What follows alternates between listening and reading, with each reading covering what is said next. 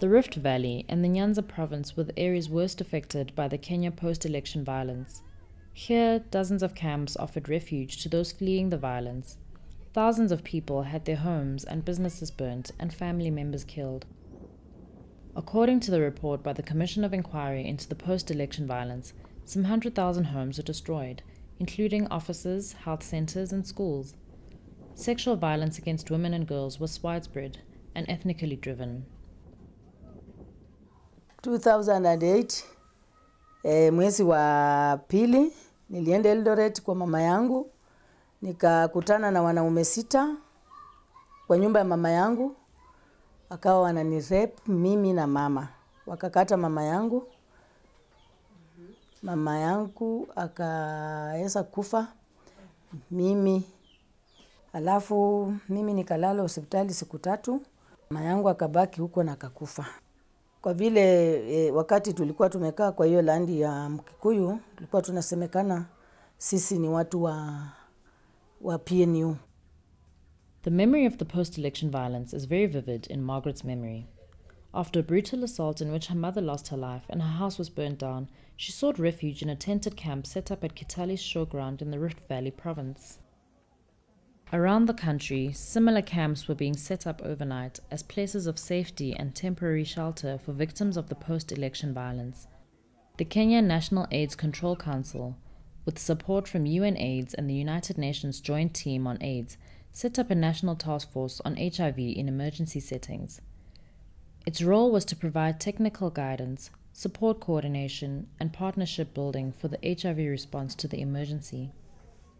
At Kitale Showground, several non-governmental organizations, international donors, and United Nations agencies joined forces with the government of Kenya to provide a quick humanitarian response to the crisis. At the front line of emergency relief in the camps around Kitale was Handicap International, a non-governmental organization working to improve the living conditions of people with disabilities and vulnerable groups in situations of poverty and exclusion, conflict, and disaster. At the height of the post-election crisis, Handicap International organized extensive HIV voluntary testing and counseling activities in the IDP camps and provided medical, legal, and psychosocial support to HIV-positive people and victims of gender-based violence.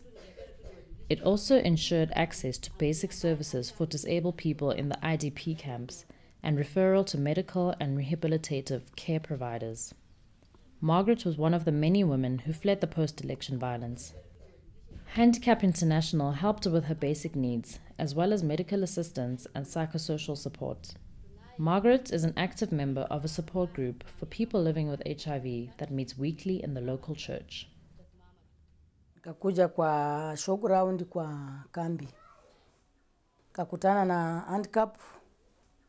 Alafu handicap wakanichukua wakanipeleka hospitali. Kwa hivyo niliweza kupata ushauri mwingi kutoka handicap, wakanipa nguo. Alafu wakaweza kunipa mawaidha jinsi ninaweza kukaa nisahau haya ambao niliona. Pia wakati nilikuwa hivyo nikajipata niko na HIV. Hata vile nilikuwa nimefikiria mimi nitakufa, nitawacha watoto. Hiyo kitu ikanipa hata kukuwa na uoga, lakini nikasimama kupitia handicap. Ethnic and political violence, displacement, and broken social fabric have a deeper impact on women and the most vulnerable who often fall victim to sexual violence. Widespread use of sexual violence as a means of intimidation, high-risk coping strategies amongst displaced populations such as exchanging sex for food or shelter, and lack of access to prevention services are all factors contributing to the spread of HIV in emergency settings. These issues are often not given enough attention in emergency settings when priority is given to provision of basic services such as food, water, clothing, and shelter. The government of Kenya was not prepared in what to do about the IDPs. It was the first time this was happening to our scenario. It called upon humanitarian organizations to step in for relief services within the camps, to respond to the immediate effects that people had and the immediate needs that people had at that moment in the IDP camps. This led to forgetting our own problem, which was HIV. It was neglected, and every organization had now to diverge resources towards post-election violence and IDPs. This posed a big challenge in terms of response to HIV. A quick assessment was done in the camp by Handicap International to assess what is the needs in terms of HIV and GBV. And quickly we found that there was a lot of stigma. People were not even speaking about HIV and AIDS. And the first response that we did was to put in every camp a gender desk and a HIV counseling tent to ensure that we now pull upon the clients who are HIV positive, or rather IDPs who have HIV concerns and GBV concerns.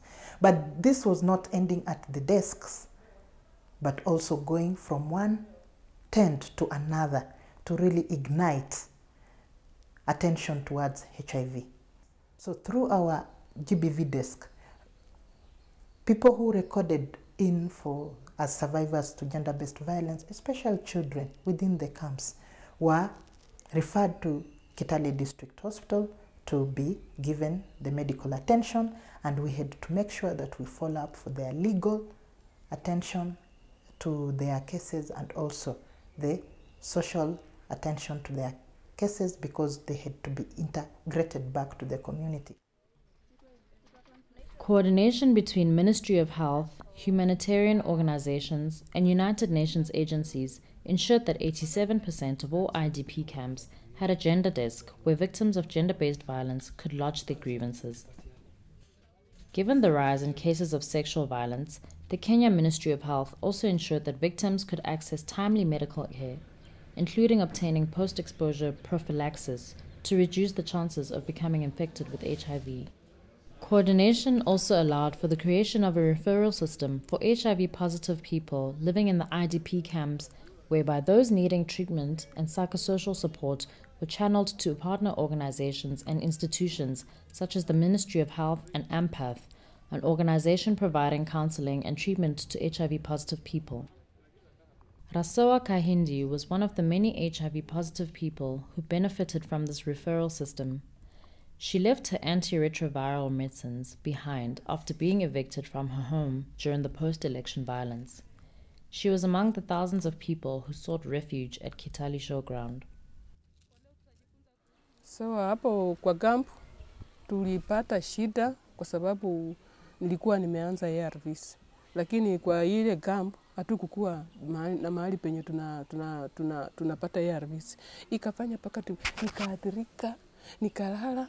Lakini Mungu naye akatenda maajabu, akatuletea watu yetu ya Handicap International. Wakakuja wakaanza kutuelimisha, kutufundisha. Kajua hapa kuna mazuri. Ndio waliniokoa, wakanichukua, kanipeleka district hospital tena tukaanzishwa ARVs tena upya.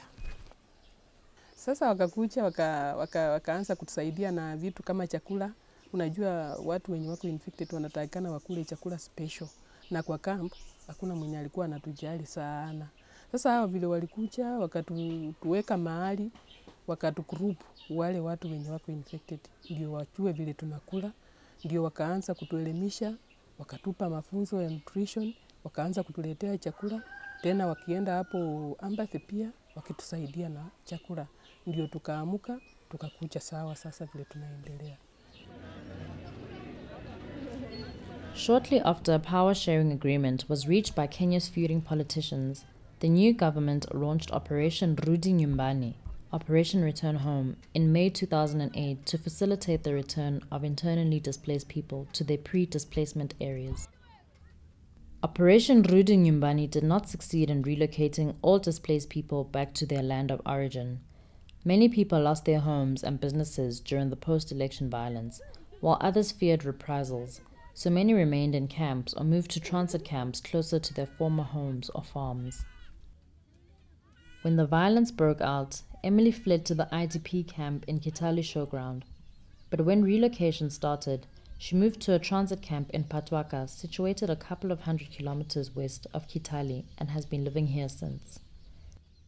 In Patwaka, around 1,600 people live in worn-out tents that were meant to provide emergency shelter for only a couple of months. Hakika hiyo vita iliweza kuniathiri mimi kabisa kama mama. Nilistukia, sikujua moto ulitokea wapi, mabunduki ilitokea wapi. Baada ya hiyo nikajikuta niko tu nje, uji, hakuna nguo. Hata watoto sikukumbuka kuwabeba, walinifuata tu nyuma nikiwa nakimbia. Baada ya hiyo tukakimbia tukatafuta usalama showground. Lakini sisi wanawake tulipata shida. Niliathirika, mume alitoroka mimi, akaniacha na watoto. Sasa wanaume wengine hao walikuwa wakinisumbua sana. Hasa baada ya hiyo nilijikuta nimeathirika vibaya. Kimawazo, kiakili, kimaisha, mpaka msingi yangu ikaharibika. Emily was trained by Handicap International to become a community counselor. She gained key counseling skills that she has put to good use when providing much-needed psychosocial support to members of her community, especially women and children who had been victims of gender-based violence. Kwa hivyo hiyo ushauri iliweza kunisaidia sana, wala hiyo mafunzo ilinisaidia zaidi kubadilisha hii camp. Emily counseled and supported Sylvia, a 5-year-old girl who experienced the trauma of sexual violence during the post-election chaos. Emily also assisted Sylvia's mother with the necessary medical and legal follow-up by referring her to the Gender Recovery Center located within Kitale District Hospital. Here, survivors of domestic and sexual violence can receive medical, psychological, and legal assistance all under one roof. 22-year-old Richard is well known in the Patwaka camp thanks to his role as youth peer educator involved in peace building and HIV prevention activities and play therapy for children. Handicap International vilevile iliweza kuingilia kati hali ya kuhubiri amani kwenye maeneo ambayo yaliathirika. Maana shirika liliona si vyema watu wakose amani, likaweza kuingilia kati kwa kuwapa pia washauri vijana ambao walihusika kati kwa kuzua vurugu kwenye maeneo hayo. Kwa hivyo hata mimi mwenyewe nilikuwa tena mhusika mkubwa hapo zaidi, kwa sababu shirika la Handicap liliweza kunipeleka pale Eldoret nikaenda kusomea hali ya kujenga miradi ya maendeleo katika jamii. Jambo ambalo mimi kama kijana ambaye niliathirika ninashauriana vijana wenzangu namna ya kutozua vurugu tena. Tukiwa kwa kambi hapa Patwaka vilevile vijana waliweza kujihusisha na mambo ya ngono kiholela holela. Lakini shirika la Handicap International liliweza kuingilia kati kabisa kwa nguvu. Likaweza kuleta huduma za karibu za kujua hali yao ya virusi vya ukimwi. Maana liliweza kuingilia kati ili vijana wetu wao viongozi wa baadaye wenye kutegemewa. Richard is actively involved in the Chanuka Youth Center, a place where the youth can access health and AIDS-related information, receive counseling and testing for HIV, participate in talk shows and recreational activities in an environment where they can feel at ease with their peers. At the height of the post-election violence, Chanuka Youth Center saw a great influx of youth coming to receive testing and treatment for HIV, thanks to the awareness-raising campaigns carried out in the IDP camps. For young people, Handicap International set a youth center, famously known as Chanuka Youth Center, within Kitale municipality.